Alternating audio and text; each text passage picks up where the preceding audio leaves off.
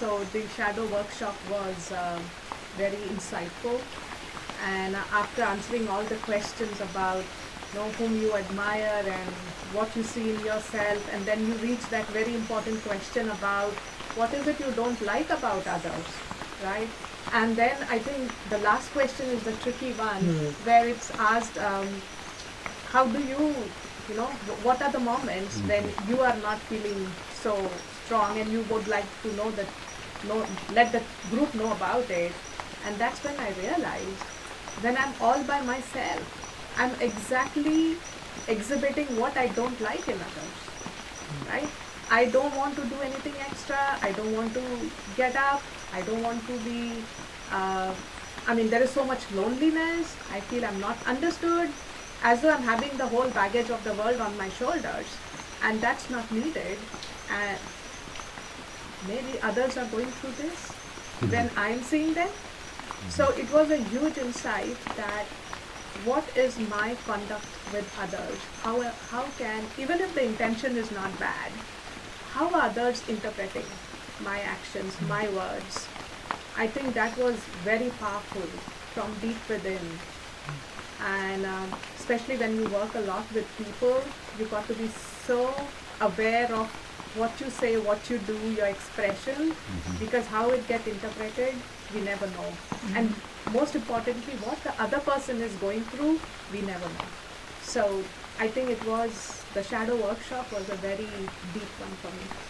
But also you had a very big insight with your grandmother. Yeah. Would you like to talk about that? Or? Yeah, it was in the inner child workshop, the first one, where I was really trying to see what is that part of me, as a child, that is perhaps not grown and is still needing some attention and love, and it, I think, came in the form of a sensitive digestive system. Yeah, that's what I experience now. But when I went deep in that workshop, I realized it was the spirit releasement workshop. Yeah, the releasement. Because you were scanning your body and you find the problems in your stomach, and you connected.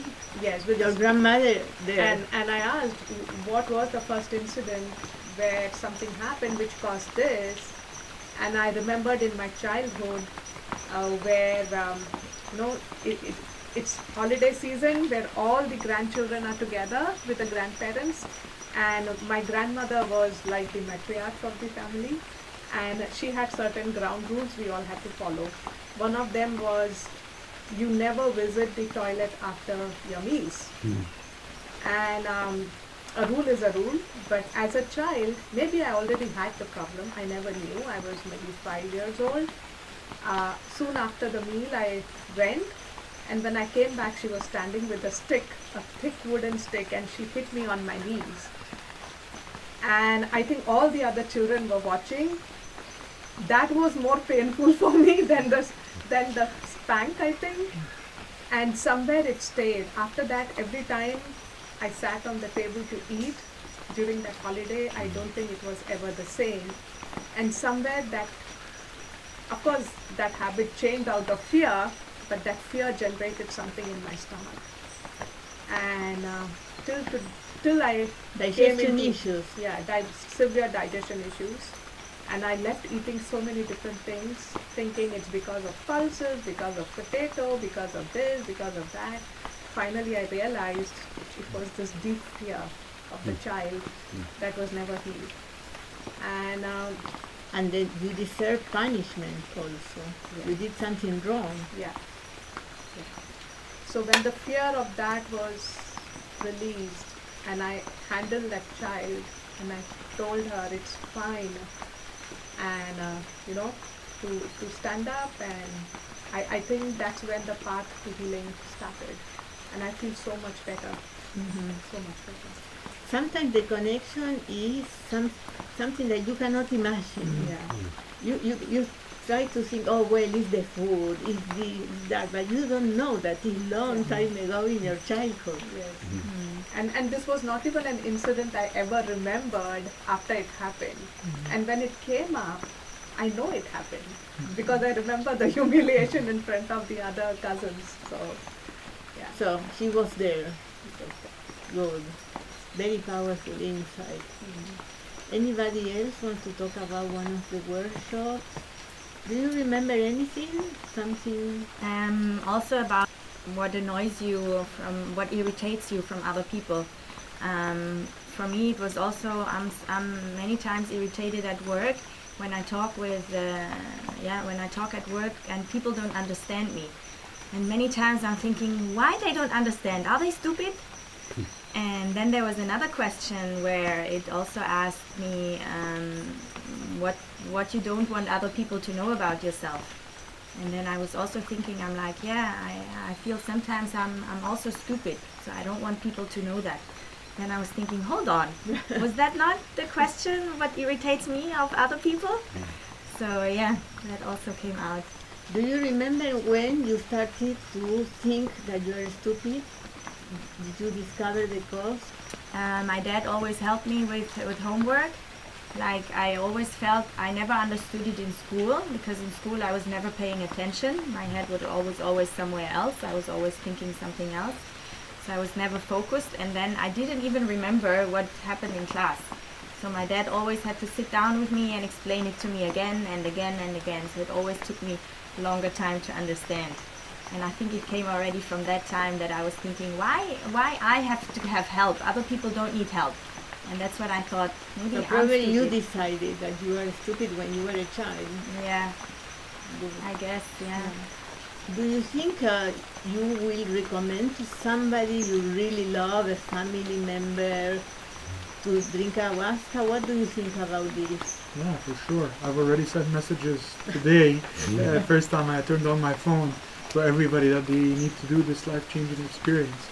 I mean, I did a lot of things in the past. I've done life coaching, I've done therapy, but I think in 8-9 days, the amount of healing and the amount of progress I've done is something that will take you 5 to 10 years to do it with the normal methods. Because it's not only that the workshops are great, as we talked before, but then the ayahuasca really pushes you to do the healing and go deeper and understand it more and be able to release it and to be able to work through it. So I think I would highly recommend that to even my dad, my close friends, and to anybody around me, for sure. Yeah, we have several retreats with family members. Yeah. What was your experience to do the retreat with your son? Yeah, I think it has been very beautiful. For the first time, I realized how much he's constantly caring for me, because whether we were in the ceremony room or other places, I mean, he's always checking, are you okay? Are you okay? And that for the first time made me feel that however far he may be living, or however indifferent he seems to be when he's in the house, one eye is constantly on. There is a part of him which is constantly on the parent. The other experience was really getting to know each other as true human beings, not as mother and son, as two different entities or people. And there were moments I did not see him as my child. I saw him as another being from whom I'm learning something. Yeah, and it was beautiful because I think it's a sort of detachment where you just give space to the other person to be. Just be, and it's okay with me. Because I don't think before this experience here, I saw him like that. I was more of a mother. Why this, why that, why not this? But now, it's like you're ready to follow your path. And I feel that was the best thing to happen. Because now I know that my job is done. I'm sending a complete person out there in the world to find his way. He has all the toolkits. If anything more, he would only guide us. It wouldn't be the other way. There is no reason to worry. So I would recommend every parent to come here with their kids. For everything you don't know about the children, for once when you do this together, you realize the child or the parent is just a relationship, one part of the whole thing. There is a bigger relationship, and that is what you start respecting and honoring, and it's a very different feeling. The point to just clarify Arvin's age, because she said children a few times and it felt he was like People may think 13. he's a very small Yeah, baby. so He's not a child, he's like a man. The child is from the heart. I think for me as a mother, he's in his mid-20s, so he's not young. But then as a mother, as a parent, you keep saying, don't do this, don't do that, you know, what time will you be back? And he had to often remind me, I am not a kid anymore, stop. So, Very profound. very profound. Because several participants told us that when they are planning to come here, they have a lot of resistance in the family or with friends, saying, no, this is very dangerous, or you will drive crazy, ayahuasca, some people don't come back.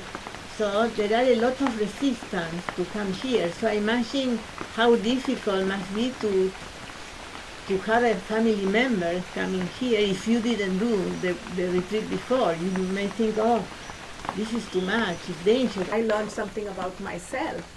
And one of the key objectives for me to be on this retreat was really to ask, after I sign out from the corporate world, how to find out the purpose of my life. What is it I want to continue doing? Because one thing is clear, I don't want to be a 9-to-5 slave anymore. Done and dusted in due time. I want to really do something that my heart longs to do. And I really wanted to be sure what 8-8 is. And I was asking this during the ceremony, and 2 ceremonies I asked the same question, and I did not necessarily get a direct answer. And I said, there is something, some meaning. And when I sat down to journal at the end of the 3rd ceremony, I really started getting some insights from within. And the first one was about everything does not need a plan. Trust, breathe, let go, and see how things happen. And I'm like, this is completely opposite of what and how I live today. Everything has to be planned. Every hour is planned. Weekends are planned. Months are planned. And here it's like, let go, just breathe, trust. These words had new meaning for me. And I think the second thing which I learned, again an insight coming back to me, saying the meaning of life is to find your gift, and the purpose of life is to give it away.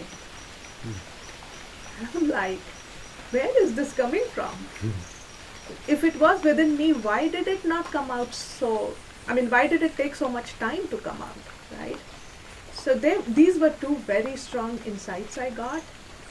And now, ceremony 4, and I knew what is the reality of this going to be. It just told, I learned in reality what trust means when I was with nature, right? I learned the power of breathing and remaining connected with everything. And everything is guiding. It's just that, am I receiving it?